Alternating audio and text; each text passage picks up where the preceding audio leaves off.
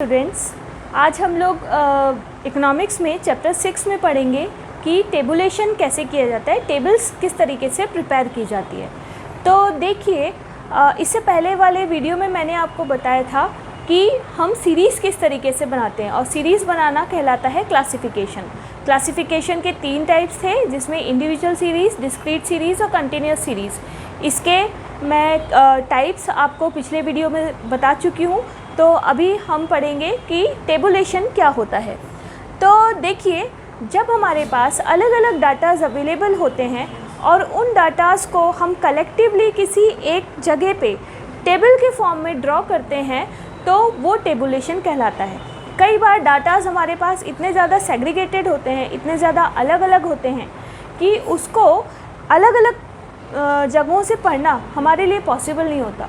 तो जब हम उसको टेबल फॉर्म में कन्वर्ट कर लेते हैं तो उसको समझना हमारे लिए बहुत आसान हो जाता है। तो इसको यहाँ पर हम एक एग्जाम्पल के थ्रू समझेंगे। देखिए, मैंने एक क्वेश्चन लिया हुआ है यहाँ पर।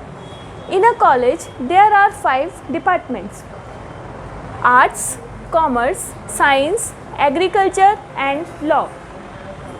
यहाँ क्वेश्चन में हमने लिया हुआ है कि एक कॉलेज में 5 अलग अलग डिपार्टमेंट्स हैं: arts, commerce, science, agriculture and law. ठीक है। The students are in the ratio of 5:4:3:2:1। और इन पांचों डिपार्टमेंट में जो स्टूडेंट्स हैं उनका रेशियो क्या है? 5:4:3:2:1। अब देखिए, the total number of students are 3000। इस कॉलेज में जो टोटल नंबर ऑफ स्टूडेंट्स हैं वो 3000 है। आपको स्टूडेंट्स का रेशो दिया हुआ है, तो हम बहुत आसानी से पूरे स्टूडेंट्स को अलग अलग डिपार्टमेंट्स में आसानी से बांट सकते हैं उस रेशो के अकॉर्डिंगली।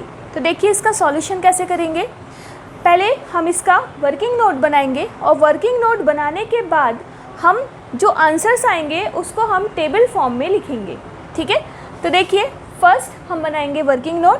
तो देखिए, यहाँ पर सबसे पहले आर्ट्स है। टोटल नंबर ऑफ़ स्टूडेंट्स यहाँ पे 3000 दिया हुआ है, यानी हम 3000 में से आर्ट्स के कितने बच्चे हैं ये हम निकालेंगे। तो देखिए, यहाँ पर आर्ट्स टोटल स्टूडेंट्स को हमें किस रेशो में बांटना है? 5:4:3:2:1। नीचे 15 आएगा। क्यों आया? क्योंकि जब हमने इन सबको जोड़ा तो ये 15 हुआ। इसका मतलब क्या है? ये जो 3000 है इसका टोटल पार्ट कितना है? ये 15 है। अब इस 15 में से 5 पार्ट्स आर्ट्स का है, 4 पार्ट्स साइंस का है, 4 पार्ट कॉमर्स का है, 3 पार्ट साइंस का है, 2 पार्ट एग्रीकल्चर का है एंड 1 पार्ट लॉ का है। तो इस तरीके से हम यहाँ पर इनको अलग अलग कैटेगरीज में डिवाइड करेंगे। तो सबसे पहले हम आर्ट्स लेंगे। तो ये है 3000, टोटल 3000, इसका रेशो है 5/15। इसको सॉल्व करेंगे तो 5 से ये कटेगा 30 2 टाइम्स, तो ये 200 हो गया। 200 × 5, 5 2 10 और 2 0 यानी 1000। इसका मतलब आर्ट्स में 1000 स्टूडेंट्स हैं। 3000 में से 1000 स्टूडेंट्स आर्ट्स में हैं। अब देखिए, कॉमर्स का रेशो निकालेंगे। तो ये 3000, कॉमर्स का रेशो है 4 और टोटल कितना है रेशो? 15। इस तरीके से हम करेंगे। 15 से 3000 को काटेंगे तो ये 200 हो गया। 200 से 200 × 4 करेंगे, 4 2 8, तो ये 800 स्टूडेंट्स हो गए हमारे किस में? कॉमर्स में। आगे देखिए, साइंस में 3000 टोटल स्टूडेंट्स हैं। साइंस का कितना रेशो है? 3, तो 3/15 करेंगे। यहाँ पर भी 15 से 3000 को काटेंगे तो ये 200 हो गया। 2 3 6, यानी साइंस में 600 स्टूडेंट्स हो गए। इसी तरीके से एग्रीकल्चर में निकालेंगे।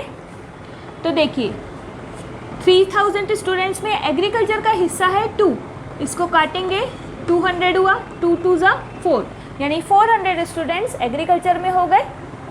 एंड लॉ में 3000 × 1/5, 1 हिस्सा है, अपॉन 15 है, 15 से इसको काटेंगे तो 200 × 1 दैट इज़ 200। तो यहाँ पे आप देख रहे हैं कि हमने सबके अलग अलग वो निकाल लिए हैं। तो अब हमें नेक्स्ट स्टेप क्या करना है? इसका टेबल बनाना है। तो अभी हम आगे अब इसका टेबल बनाएंगे। जो नंबर्स अभी हमने निकाले हैं अलग अलग डिपार्टमेंट्स के, तो अब हम उसके बेसिस पे टेबल बनाएंगे। तो देखिए टेबल कैसे बनेगी। आर्ट्स में यहाँ हम टेबल में 2 कॉलम बनाएंगे, एक सब्जेक्ट का कि कॉलेज में कौन कौन से सब्जेक्ट्स पढ़ाए जाते हैं या कौन कौन से डिपार्टमेंट्स हैं, और उसमें पढ़ने वाले नंबर ऑफ़ स्टूडेंट्स कितने हैं। तो देखिए यहाँ पर आर्ट्स में हमने निकाला था 1000 स्टूडेंट्स हैं, तो आर्ट्स में 1000 स्टूडेंट्स हो गए। उसके बाद हमने कॉमर्स में 800 स्टूडेंट्स निकाला था, साइंस में 600, एग्रीकल्चर में 400 एंड लॉ में 200। जब आप इसको टोटल करेंगे